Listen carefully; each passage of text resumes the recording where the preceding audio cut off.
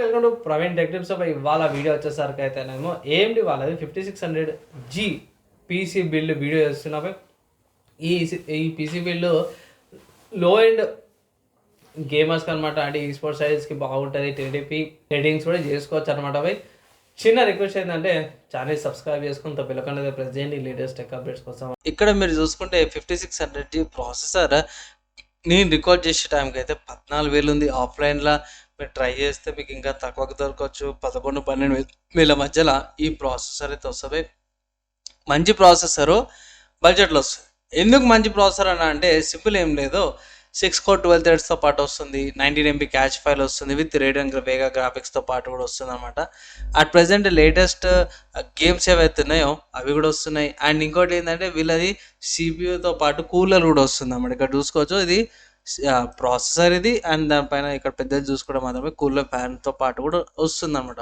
ఒక మంచి combination and ఎక్కువ హీట్ కూడా కాదు, మంచిగా వస్తుంది. రెండు మళ్ళీ ఇంటెల్ సైడ్ అయితేనేమో ఐఫై తీసుకుంటే మీరు సపరేట్ కూలర్ తీసుకోవాల్సి వస్తుంది. దీంట్లో మాత్రం ryzen 5 వచ్చేసరికి అయితేనేమో కూలర్ అవసరం లేదనమాట. ఇది ఇక్కడ మీద అడిషనల్ స్పెక్స్ ఏవైతే ఉన్నాయో నేను అఫీషియల్ AMD వెబ్సైట్ మీకు చూపించేస్తాను. ఇక్కడ చూసుకోవచ్చు, 5600G వచ్చేసరికి అయితేనేమో 5000 సిరీస్ ప్రాసెసర్ అనమాట.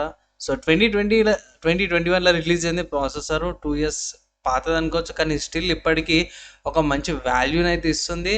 నేను ఏమంటారు పర్చేజ్ చేస్తామన్నప్పుడు అయితేనేమో 25,000-23,000 మధ్యలో ఉన్నాయన్నమాట. కానీ ఇప్పుడు తగ్గింది, దగ్గర 10,000 15,000 మధ్య తగ్గింది అనమాట.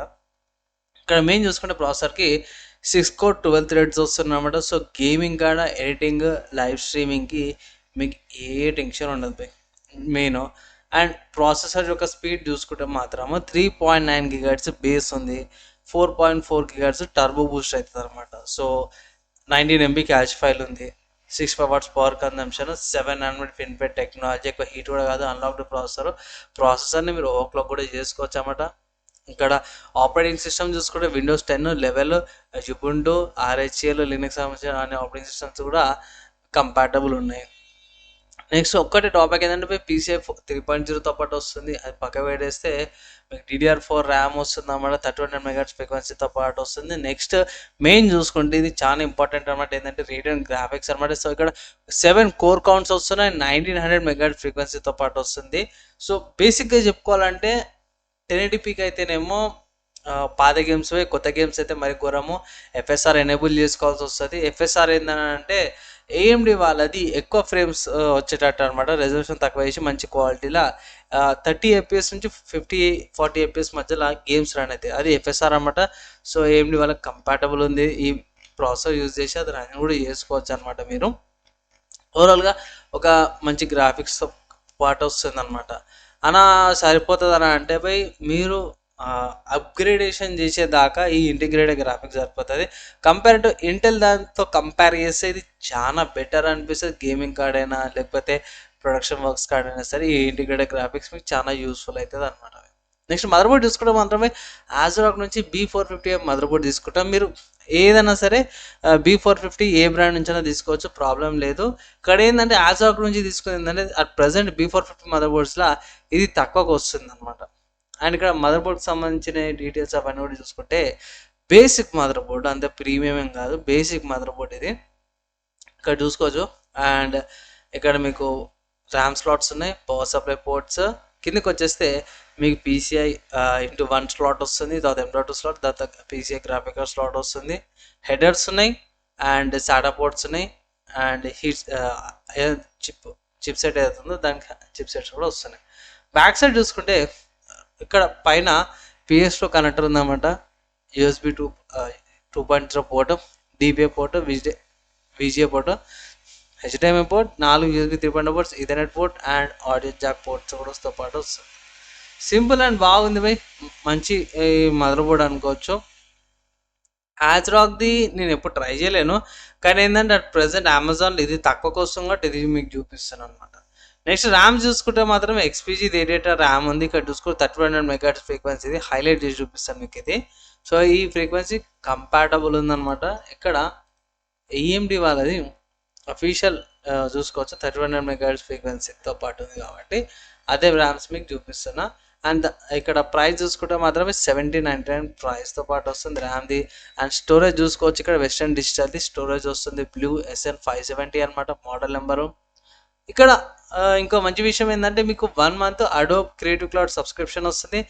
అండ్ ఈ M.2 మీద మీకు 5 years వారంటీతో పాటు వస్తుంది అనమాట. PCI Gen 3 వస్తుంది, NVMe M.2 సరిపోతుంది. 500 GB మీకు స్టోరేజెస్ అవిటికి కూడా సరిపోతుంది అనమాట. సో ఇది ఎక్కడ పెట్టుకోవచ్చు అని అంటే, మీరు మదర్ బోర్డ్ ఉంది కదా, సో మదర్ బోర్డ్ ఇక్కడ అల్ట్రా M.1 ఉంది కదా, అక్కడ పెట్టుకోవచ్చు అనమాట. అవి స్టోరేజెస్కి ఎక్కువ ఇబ్బంది లేకుండా. నెక్స్ట్ చూసుకుంటే పవర్ సప్లై అనమాట. సో పవర్ సప్లై చూసుకుంటే మొత్తం Ant Esports BS 450 watts non module power supply తీసుకున్న రీజన్ ఏంటంటే తక్కువకి వస్తుంది అనమాట. ప్లస్ ఇంకోటి ఏంటంటే 2 years వారంటీతో పాటు వస్తుంది, ప్లస్ 120mm కూలర్తో పాటు వస్తుంది కాబట్టి ఎక్కువ హీట్ కూడా జనరేట్ కాదు, తొందర ఖరాబ్ కాదనమాట. అండ్ ఇక్కడ దీని యొక్క స్పెసిఫికేషన్స్ చూసుకోవచ్చు, వోల్టేజెస్ ఎంత ఉంది అనేసి, ఓకేనా. అండ్ ప్రైస్ 1650 ఉంది. నెక్స్ట్ చూసుకుంటే మీకు క్యాబినెట్ అనమాట. సో క్యాబినెట్ చూసుకుంటే మాత్రం Ant Esports క్యాబినెట్ తీసుకున్నా. అండ్ ఇక్కడ ప్రీ ఇన్స్టాల్ మీకు 120mm ఫ్రంట్ ఫ్యాన్స్ వస్తున్నాయి అనమాట, ఒకటి రియర్ ఫ్యాన్ ఒకటి వస్తుంది. సో కొన్ని వేరే ఉన్నాయి, అవి పక్కకు పెట్టేస్తే ఇది యాక్చువల్గా వేరే గ్రాఫిక్ కార్డ్స్ అవన్నీ లోపల ఉన్నాయి, కానీ యాక్చువల్ సీన్ అట్లుండదు, యాక్చువల్గా ఇట్లుంటుంది అనమాట, ఓకేనా.